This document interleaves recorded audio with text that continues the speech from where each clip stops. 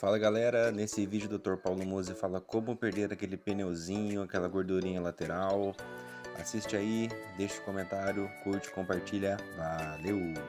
Consegue subir e descer cardio por causa dos beta-bloqueadores, está quilhado. Aí ele colocou aqui, palavra portuguesa, a nível de cartucheira lateral. O Faroia, ele é um treinador português, ele é um dos caras que segue você, eu, Júlio, né? E ele tá um dos caras que tá querendo a gente ir pra lá, e tá sempre com a gente, né? Bom, tá falando das cartucheiras, né? Geralmente a cartucheira, pro pessoal, né? Tem vários nomes, a cartucheira flanco, né? Eu acho legal o nome americano, chama Love Handles, né? Love Handles, ó, entendeu? Até porque você puxa, né? Pronto, não precisa explicar mais nada, né? Eu achei que você não ia explicar. Ai, cara. os puxadores do amor, né? A gente tá falando dos flancos, tá, pessoal? Essa região aqui, lombar aqui, é desgraçada, que não sai mais nem que o cacete, entendeu? Pode ser chamada de Love Handles, entendeu? Que você puxa ali como alça. Nem com o cacete sai.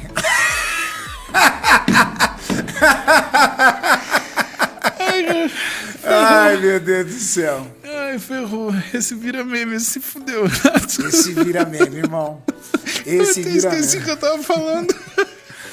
Você estava falando sobre a necessidade, a busca do atleta, por exemplo, de entrar em amió. Ah, tá bom. E E no caso, o cara que corre, verdade. Aí, então, os love handles, né? A quilha, o cara que fica quilhado, né? Na verdade, é uma deficiência da captação periférica de glicose, né? E você vê isso numa série de pessoas, principalmente pessoas que têm alterações hormonais. Então, alteração de tireoide, alteração de hormônios sexuais, pode ser testosterona e pode ser estradiol também.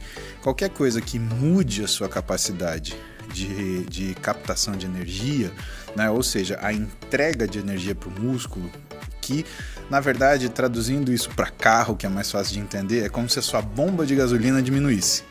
O motor tá lá, mas a bomba de gasolina que jogava a gasolina começa a fazer assim. Né? E isso acontece como? Acontece principalmente nessas situações. Por que eu falei tireoide primeiro? Porque não só o hormônio tireoidiano é responsável pela nossa velocidade metabólica, mas também ele é responsável pela sensibilidade periférica do hormônio androgênio e do hormônio estrogênio, né? Tanto pela testosterona quanto do estradiol. Isso quer dizer que sempre que você tem uma piora da função tireoidiana, a piora da função androgênica e estrogênica também acontece.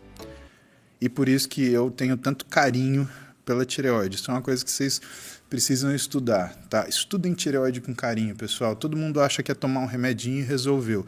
E tem gente que acha que toma esse remedinho e emagrece. E a coisa não é bem por aí. Mas enfim, tava falando da questão da corrida, né? O que a gente tem na literatura é que quando você muda o tipo de exercício, você muda o tipo de prioridade. Então, musculação, por exemplo, ela faz você baixar o LDL colesterol. Todo mundo, eu vou correr para baixar meu colesterol. Não, não faça isso. Se você correr, você vai aumentar seu colesterol. Não, vai aumentar. Por quê? Porque o exercício aeróbico, ele aumenta o HDL.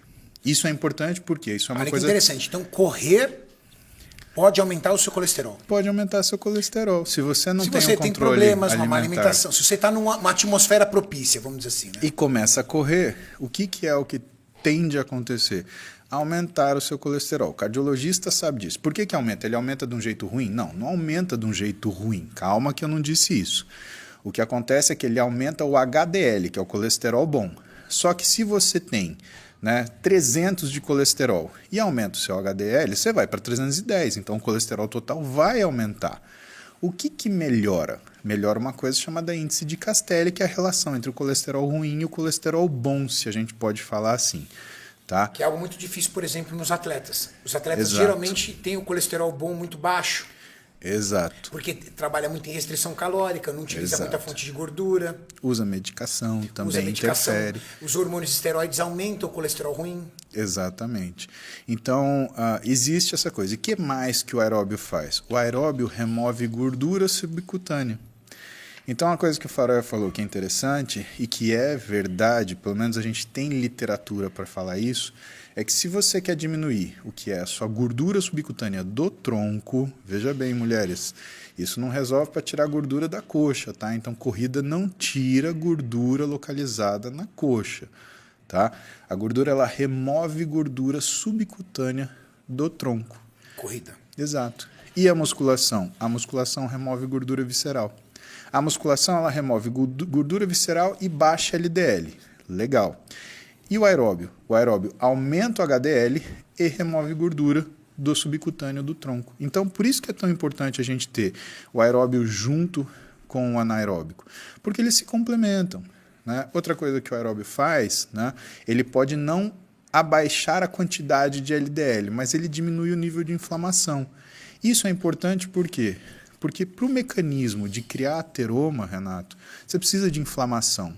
Não é o colesterol que vai e atravessa a parede do vaso e faz uma massa de matéria que vai criar um entupimento na artéria. Não é isso, né? Na verdade, o colesterol ele vai estar no nosso vaso, na nossa artéria. Um macrófago ele vai achar que o colesterol ele é uma partícula invasora e, puf, vai englobar esse colesterol LDL. Só que ele vai fazer isso com vários. O macrófago, por diapedese, ele atravessa a parede do vaso, ele atravessa o endotélio, só que ele não atravessa o muscular. E aí, com vários macrófagos atravessando, o que vai tendo na parede do vaso? Ela vai inchando e vai criando o que é a obstrução. Então, a doença ateromatosa, ela vem por inflamação. Então, tudo que cuida de inflamação é benéfico para quem tem tendência à doença ateromatosa ou já tem essa doença. Ah, eu já montei o ateroma. Então treine. Por quê? Porque você vai diminuir a calcificação dele. Ah, eu já tenho o ateroma calcificado. Então treine, porque você vai melhorar a mobilidade do endotélio, aquele vaso vai funcionar melhor. Mas claro, você tem que ter um acompanhamento médico para isso, porque dependendo do tamanho do ateroma, você precisa fazer alguma coisa. É aí que entra o stent, né? Quando faz a hemodinâmica, vê lá uma obstrução maior do que 80% e o médico